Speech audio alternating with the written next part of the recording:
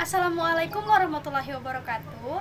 Nama saya Sri Yulan Esisa, kelas 11 IPA 1. Jadi di sini saya akan mengkampanyekan mengenai program dan imunisasi serta kelainan dalam sistem imun.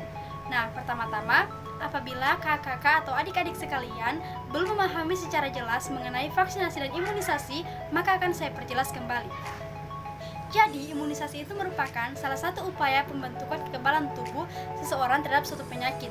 Nah, proses ini itu dilakukan dengan pemberian vaksin ke dalam tubuhnya yang merangsang sistem kekebalan tubuh. Sehingga apabila suatu saat terkena penyakit yang sama, maka tidak akan sakit atau hanya terkena sakit ringan saja. Nah, kemudian jika muncul pertanyaan, lalu apa sih perbedaan antara vaksinasi dan imunisasi? Nah, akan saya perjelas lagi. Jadi kalau vaksinasi itu merupakan proses pemberian vaksin ke dalam tubuh seseorang. Nah, pemberian vaksin ke dalam tubuh seseorang ini berfungsi untuk membentuk zat antibodi. Ketika seseorang tubuhnya ini sudah membentuk antibodi, maka dengan mudah akan melawan virus-virus dan kuman-kuman yang masuk ke dalam tubuh sebagai penyebab dari suatu penyakit. Sedangkan imunisasi itu merupakan salah satu pembentukan antibodi setelah seseorang selesai divaksinasi. Nah, apabila jika seseorang ingin tubuhnya itu membentuk antibodi lebih cepat, maka dia harus divaksin sesuai jadwal yang telah ditentukan. Kemudian jika muncul pertanyaan seperti ini, lalu Kak, bagaimana sih dengan bayi yang baru lahir?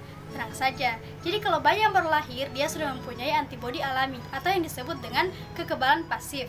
Nah, imunisasi ini juga dia tidak perlu, vaksin ini juga dia tidak perlu diragukan lagi karena dia sudah diatur oleh pemerintah dalam Undang-Undang tahun 2009 pasal 100 dan 132.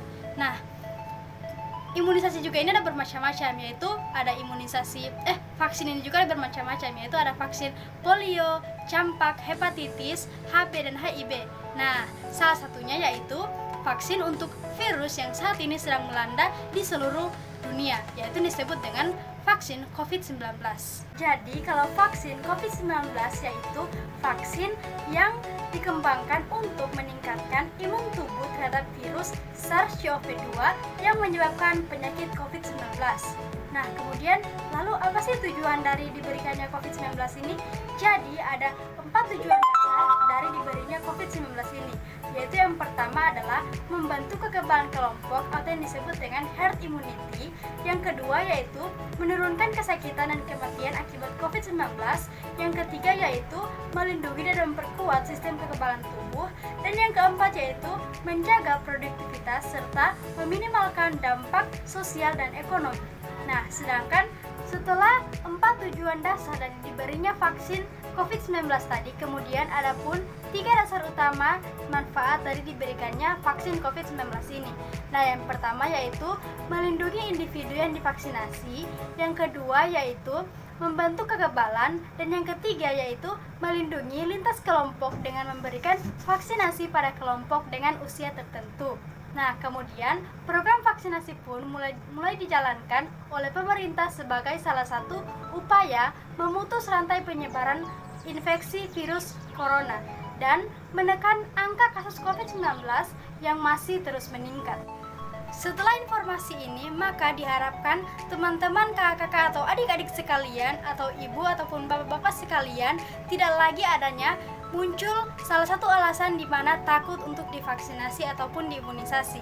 Jadi vaksinasi ini baik dan melindungi diri kita dari berbagai macam cahaya yang sedang mengancam diri kita sendiri. Nah, jadi ayo ikuti vaksin. Nah, teman-teman, peran serta masyarakat merupakan strategis yang diharapkan dapat berperan menunjang program kesehatan.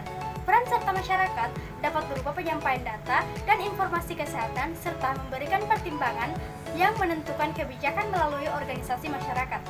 Wujud serta peran masyarakat dalam program kesehatan adalah terbentuknya kader kesehatan. Kader kesehatan juga bekerja sama dengan puskesmas melaksanakan posyandu untuk memberikan layanan kesehatan dan anak. Juga promosi kesehatan tentang imunisasi. Nah, demikianlah penjelasan saya mengenai program dan imunisasi serta kelainan dalam sistem imun. Lebih dan kurangnya saya mohon maaf. Assalamualaikum.